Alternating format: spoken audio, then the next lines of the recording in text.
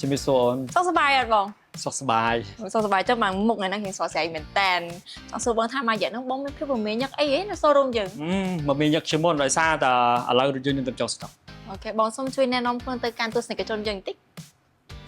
ជំរាបសួរខ្ញុំបាទឈ្មោះប៊ូវរៈជាប្រធានផ្នែកលក់ប្រចាំក្រុមហ៊ុនលៀបបន្ត KH ថ្ងៃនេះខ្ញុំមានសំណួរខ្លះៗចង់សួរបងប៉ុន្តែមិនសំណួរមកពីខ្ញុំទេគឺសំណួរមកពីអតិថិជនអ្នកតាមដានលៀបបន្តយើងណាបងថ្ងៃនេះចង់សួរបងថាតាមបទពិសោធន៍បងចូលចិត្តលក់រថយន្តអីគេជាងគេដែរបងរថយន្តប្រភេទរថយន្តអគ្គិសនីអូមកចឹងហ្មងដោយសារតែឥឡូវនៅកម្ពុជាចាប់ផ្ដើមផ្លាស់ប្ដូរបរិបទថ្មីគឺការប្រើប្រាស់យន្តអគ្គិសនីមានការសំចៃខ្ពស់អូខេអញ្ចឹងបាទមួយរយៈហ្នឹងខ្ញុំឃើញថាប្រជាជនច្រើនមែនតើគាត់ងាកមកប្រើប្រាស់រថយន្តអគ្គិសនីហ៎បងមើលតាមដងផ្លូវបានអូខេឃើញច្រើនបងឃើញច្រើនចុះបងងាកមកមើលលីម៉ូទ័រយើងវិញចង់សួរបងថាបងចូលចិត្តលក់ model មួយណាជាងគេដែរបងសម្រាប់លៀបបន្តយើងមាន2 model សប្តាហ៍ថ្ងៃគឺមានលៀបបន្ត B10 និងលៀបបន្ត C10 ហើយខ្ញុំតូទៅលើ C10 ជាងដោយសារទំហំធំខាងក្នុង premium ហើយមើលទៅគឺប្រណិតខ្លាំងចាំបងចូលចិត្តចុះបងតាក់ទងជាមួយនឹងការលក់វិញណាបងគាត់ថាតើលីម៉ូទ័រមួយណាដែលបងលក់ដាច់ជាងគេដែរបងលីម៉ូទ័រ B10 ដោយសារតែរថយន្តលីម៉ូទ័រ B10 គឺរថយន្តដែលលំដាប់ថវិកាតម្លៃសមរម្យ 26000 ជាងយើងបានរ៉េង600គីឡូម៉ែត្រអូជិះបានវែងឆ្ងាយណាបងជិះបានឆ្ងាយបើទៅកំពង់សោមនឹងត្រឡប់មកវិញបាន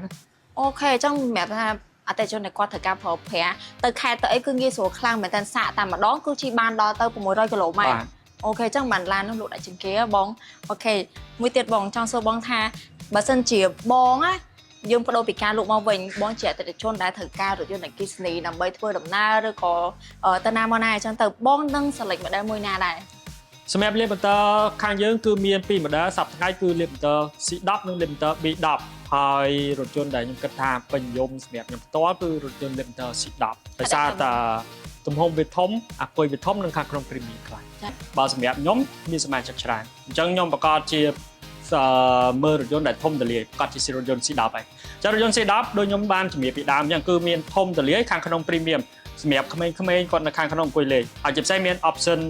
ទំនើបច្រើនដូចជា voice control turbo កញ្ចក់កៅអី welcome seat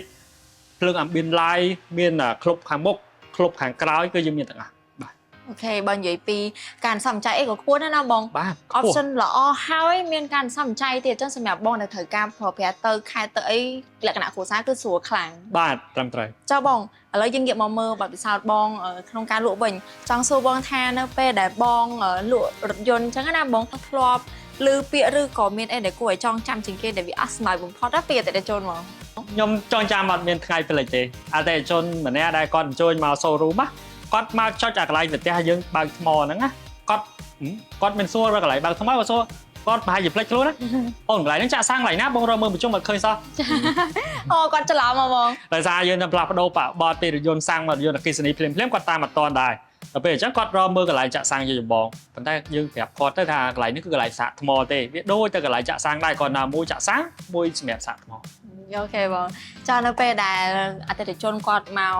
ទទួលរថយន្តមុននឹងគាត់ទទួលរថយន្តណាបងតើមានពាក្យសម្ដីមួយណាដែលបងចង់ចាំជាងគេពីអតិថិជនមុនពេលដែលគាត់សញ្ញាកងត្រាឡានអញ្ចឹងណាបងចាំឲ្យផ្លេចទេសម្រាប់បងអតិថិជនម្នាក់គាត់មកដល់ក្នុង showroom គាត់មើលទៅលើកិច្ចសន្យាតបមកគាត់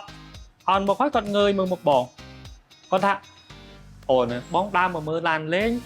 ឥឡូវត្រូវមែនតើអូតិចព្រាមបណ្ដោយចាំបានថាគាត់អត់មានបំណងចង់ទិញទេបាទគាត់ឃើញយើងនៅតាមផ្លូវស្អាតហើយគាត់ជិះកាត់ទៅគាត់ឃើញគាត់ចូលមកមើលហើយអត់មាន plan សម្រាប់ទិញទេសម្រាប់មើលហើយឆ្លាញ់ option ឆ្លាញ់រូបរាងគាត់ទិញយកតែម្ដងអូចាំប្រហែលអញ្ចឹងគ្រាន់តែគាត់មកដល់មើល check up តែបន្តិចទៅគឺគាត់មកកក់រថយន្តបាទយើងគាត់រៀបចំហើយប្រកួតសើគាត់ចាប់អូខេបងចឹងថ្ងៃនេះខ្ញុំមានសំណួរតែប៉ុណ្្នឹងទេចង់សួរបងប៉ុន្តែមុននឹងបញ្ចប់ការសួរនេះទៅចង់ឲ្យបង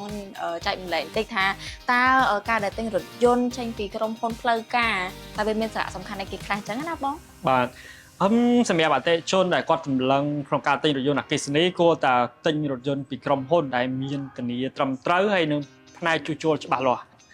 ដូចជាលៀបម៉ូតូ KH របស់យើងអញ្ចឹងគឺយើងមានដល់ទៅ4សាខាកន្លែងជួសជុលចា៎មាននៅភ្នំពេញនៅសៀមរាបនៅបាត់ដំបងហើយភ្នំពេញមាន2កន្លែងចា៎ហើយមានអ្នកបច្ចេកទេសត្រឹមត្រូវជាពិសេសមានការធានាច្បាស់លាស់ហើយជ្រើសរើសរថយន្តដែលប្រភេទ Spec Global ដោយសារតែ Spec Global គឺទទួលស្គាល់លក្ខណៈអន្តរជាតិចាបងអញ្ចឹងសរុបមកវិញជាព័ត៌មានជូនដល់អតិថិជនដែរអញ្ចឹងនៅពេលដែលជ្រើសរើសរថយន្តដែលចេញពីក្រុមហ៊ុនផ្លូវការគឺផ្ដល់ការទុកចិត្តជូនដល់អតិថិជនខ្លាំងមែនតើមិនថាអតិថិជនគាត់ទិញប្រើប្រាស់រយៈពេលវែងឬក៏យូរប៉ុណ្ណាទេក៏នៅតែទុកចិត្តដែរ អូខេចឹងថ្ងៃហ្នឹងគឺខ្ញុំនៅតែប៉ុណ្្នឹងទេអរគុណច្រើនបងសម្រាប់ការចែកម្លែកសកម្មថាពេលក្រោយយើងនឹងមកជួបគ្នាម្ដងទៀតណាបង បាទ អូខេអរគុណបង